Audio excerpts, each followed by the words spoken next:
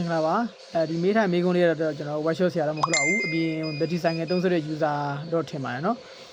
သူကမေးထားတာတဲ့ battery KO တဲ့6လုံးတဲ့82ဗို့20A ကိုတဲ့82ဗို့28A လဲတက်ရင်ရလားရှင်းတဲ့ဒါဆိုမင်းကလေးမေးထားပါတော့နားမလဲလို့ဖြေပေးပါနော်တဲ့โอเคဒီမှာကျွန်တော်ရှင်းပြရရင်เนาะဒီမှာသူက82ဗို့အချင်းတူတယ်20A နဲ့28A กว่าတယ်ပေါ့နော်လဲတက်လို့ရလားဆိုတော့ရပါတယ်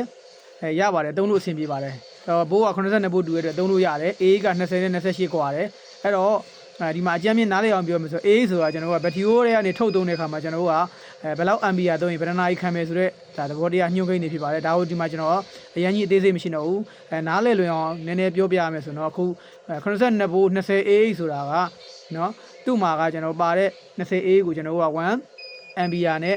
ထုတ်သုံးမယ်ဆိုရင်နိုင်20ထိအောင်ခံမယ်ဆိုတဲ့သဘောနဲ့သူကပြောပြထားတာဖြစ်ပါတယ်အခု 28A ကိုသုံးလိုက်မယ်ဆိုရင်တော့တက်လိုက်မယ်ဆိုရင်တော့1 ampere နဲ့28နိုင်ထိအောင်သူအသုံးခံမယ်ဆိုတဲ့သဘောကိုဒါသူရဲ့အညွှန်းကိန်းရပါတော့တကယ်တမ်းကျတော့အပြင်မှာဆိုတော့အဲ့လောက်ထိမခံပါဘူးနည်းနည်းတော့ short သုံးရတဲ့သဘောမှာရှိပါတယ်အဲ့အကြောင်းကိုလည်းကျွန်တော်နောက်မှအသေးစိတ်ထပ်ဗီဒီယိုထပ်လုပ်ပေးပါဦးမယ်အဲ့တော့သုံးလို့မရဘူးလားသုံးလို့ရလဲတက်လို့ရပါတယ်ဒါပေမဲ့ဘာလေးလုပ်နေလဲဆိုတော့ကျွန်တော်တို့အာသွင်းဘူးလေးပါလဲတင်ပါတယ်အကယ်၍28A ကိုလဲတက်လိုက်မယ်ဆိုရင်အာသွင်းမှုအဟောင်းနဲ့သွင်းမယ်ဆိုရင်တော့အာသွင်းချိန်ပို့ပြီးတော့ကြာပါလိမ့်မယ်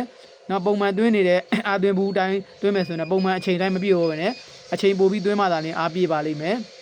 အဲ့တော့အာသွင်းဘူးကိုလည်းခုနက28A ကိုသွင်းတဲ့အာသွင်းဘူးလဲလိုက်တော့အာသွင်းချိန်လည်းအဆင်ပြေပါလိမ့်မယ်အကယ်၍အာသွင်းဘူးဟောင်းနဲ့မရဘူးလားဆိုမေးစရာတော့ရှိတယ်ရတော့ရတယ်အာသွင်းချိန်ကခါတိုင်း8နာရီပြည့်ရင်8နာရီပြည့်မှာမဟုတ်တော့ဘူးခါတိုင်း10နာရီပြည့်ရင်10နာရီပြည့်မှာမဟုတ်တော့ဘူးအချိန်ပိုကြာပြီးမှသွင်းမှအားပြည့်ပါလိမ့်မယ်ဒါဆိုတော့အာသွင်းဘူးလေးလဲလိုက်ရင်တော့ပို့ပြီးတော့အဆင်ပြေပါတယ်အာသွင်းဘူးမလဲပဲသုံးမယ်ဆိုလည်းရတယ်အာသွင်းချိန်တော့ခါတိုင်းတက်ပို့ပြီးတော့သွင်းရပါလိမ့်မယ်ဒါဆိုတော့ဒီအာသွင်းဘူးမလဲလဲသုံးလို့ရတယ်လဲသုံးလို့ရတယ်နော်ဒီ20A ကို28A လဲသုံးတယ်82ဗို့ဆိုတဲ့အတွက်သုံးလို့ရပါတယ်လို့ဖြေချပေးလိုက်ပါရနော်ဟုတ်ကဲ့ပါကျွန်တော်တို့တင်တန်းမိတ်ဆွေညီကိုတွေ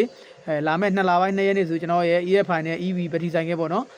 လက်တွေ့တင်တန်းအမှတ်စဉ်73 2လပိုင်း2ရက်နေ့မှာစဖွင့်ပါပြီနော်အဝေးကနေဆင်းပေးထားတဲ့မိတ်ဆွေညီကိုများကျွန်တော်တို့1ရက်နေ့ကိုရောက်အောင်လာခဲ့ပါအစတာ2ရက်နေ့စပါမယ်နော်2လပိုင်း2ရက်နေ့စပါမယ်online တင်တန်းမေးထားတဲ့မိတ်ဆွေညီကိုများကတော့ online တင်တန်းဟာကျွန်တော်တို့ဒီ